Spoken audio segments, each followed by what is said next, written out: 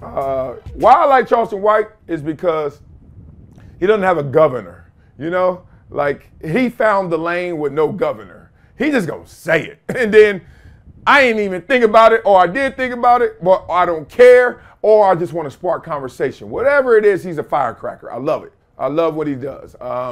Don't always agree with everything because you can't agree with everybody. Y'all don't agree with me just now on my Mount Rushmore for defensive players. So please take that off the table when we start talking about people. But let's bring on the table his conversation of kids being raised by their mama without their daddy. Now, this is deep. Go get it, Charleston. So that's why you always see the niggas who got daddies seem a little bit more cooler, a little bit more collected than the niggas who cute like their mamas. How do we move towards a place where black men aren't so emotional? You can't. You can't, homie, because the only way you can not be emotional is you have to have a father who teaches you and trains your emotion. Other than that, your mama, you have to be emotional because that's the only time your mother whoops you. You got no spanking when your mother was calm and not emotional. So that's why you're emotional. You were disciplined with emotions. You wasn't disciplined with logical rules to follow. You can't undo this, homie. What's done now, we can't undo this. We'll be dead and gone before we see a new group of men that don't respond like us. As a black man, what can I instill in a young black boy to make sure that he doesn't respond with emotion? Treat his mother right and train your child's emotions. So it means you have to spend time with your son. I mean, you got to spend a lot of time with your son. He gonna be the cool nigga who friends follow him because he cool like his daddy. They gonna be cute like they mama. Way they dress, way they look, but he gonna be cool like his daddy. Man, real conversation right there. Obviously, they were coming from the perspective of kids growing up with their father and kids growing up without their father, the big differences, the disparity. This is a black issue in terms of it's most prevalent in the black community, but this is an American issue. We're gonna get worldwide soon. It is creeping in terms of leaving our borders, this whole single parenting. All right, so let's talk about it. What I loved about what he said is this. In general, if you got a father in the home, there's gonna be a different logical base to all the discipline, to all of the actions. There's gonna be a different emotional base if the father's not there and the mama's there. I saw it growing up. My mom and dad were there, but my mama kind of ran the house because my dad was a man of few words. He ain't had time for all that, right? My mom was kind of like the road runner, you know, he just doing all this, like actions, talking, always doing stuff, stirring it up. My daddy just come through, swooping through once a quarter, just, all right, let me clean this stuff up, logically, right? So I saw that dynamic growing up, beyond stereotype. I was like, damn, my daddy, he get it done, and he ain't saying much. My mom was saying a lot, ain't getting it done, but that's a lot of shots on goal, right? So then I grew up, and I used to hate my mom when she was getting emotional. Not because she wasn't expressing herself, it's because all of a sudden the discipline for me and for my sister would always change. It wasn't a level playing field. I was like, dog, yesterday you were cool with me doing the same thing, but today you ain't feeling good, or today you ain't feeling it. I don't know, mama. I don't know if it's the time of the month or you just mad at daddy or whatever it was, it affected her. And I used to see stuff not affect my dad. Now, I knew my dad had to wear it. I knew my dad was dealing with it, but it felt so comforting and secure for me to look at my man, my dad, and say, he good, no matter what was coming, no matter what was bad. When I looked at my mama, I couldn't even say she good because she wearing whatever it was. If it was bad, she wearing it bad. If it was good, she wearing it good. And that was the roller coaster with my mom. You fast forward, I go through my whole dating cycle and meeting all these people.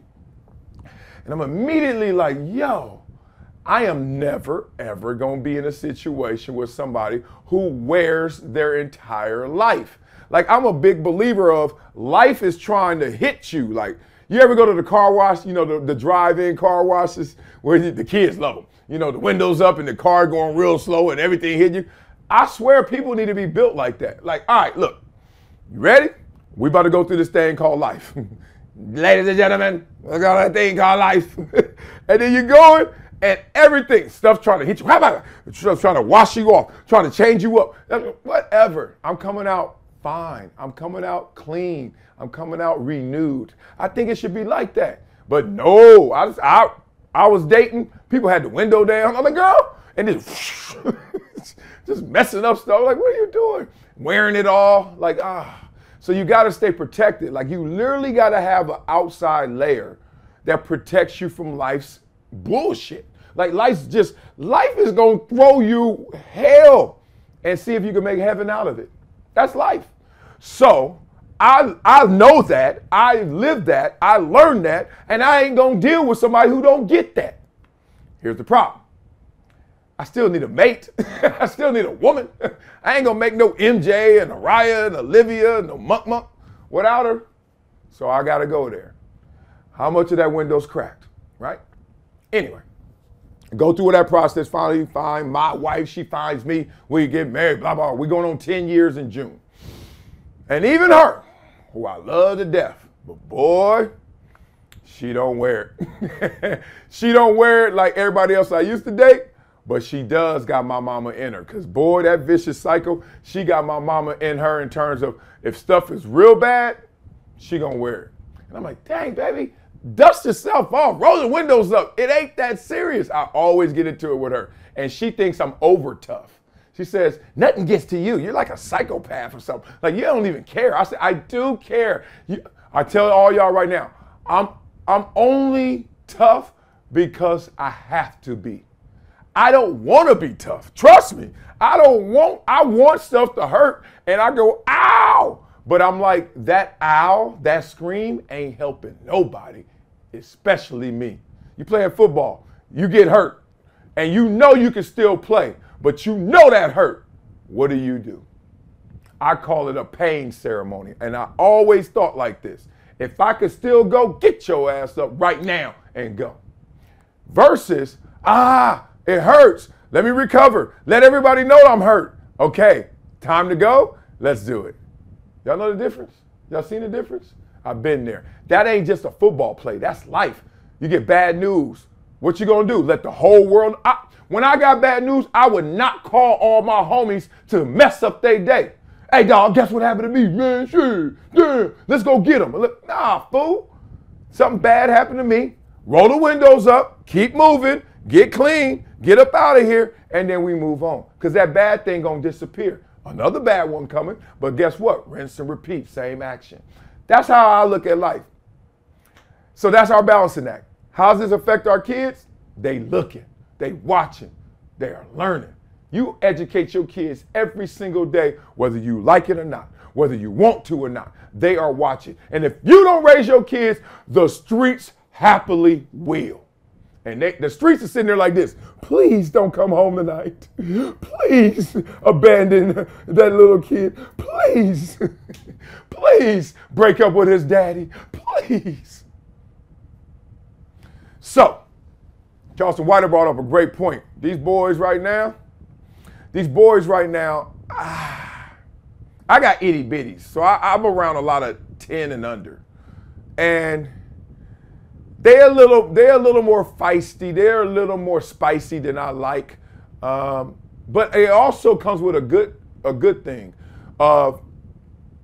They're assertive. They respect authority, but they're not in fear of authority. I grew up in fear of authority. Like, oh, better not say nothing. They are like, no, I'm going to say something. Hey, coach. Hey, Marcel. Yesterday, I had a player tell me, I call him old man because he looks old. He's like 9. He looks 15. He just looks older. He don't look that old, but I just joking with him. And he literally, I said, do you mind me calling you old man? He said, no, it's fine. But he just said that because he didn't want to challenge me at first. Then literally 20 minutes into practice, he said, coach, I just want to tell you, I really don't like you calling me old man. I said, oh, really? What do you want me to call you then? I asked you before. He said, I want you to call me Patrick Mahomes. I said, all right, Patrick Mahomes, line up. You playing center. You ain't playing quarterback. But go ahead. Point being, these kids ain't that scared of us anymore, and we take it as a threat, or they ain't got respect. Nah, they call their teachers by their first name. At my son's school, my kid's school, whatever. Point being, raise your kids. If you don't raise them, do not get mad at who does raise them, because they're going to raise them different, and it's probably going to be worse. Stay together with who you with, and if you can't, good luck. Good luck coming out that car wash clean. All right, y'all.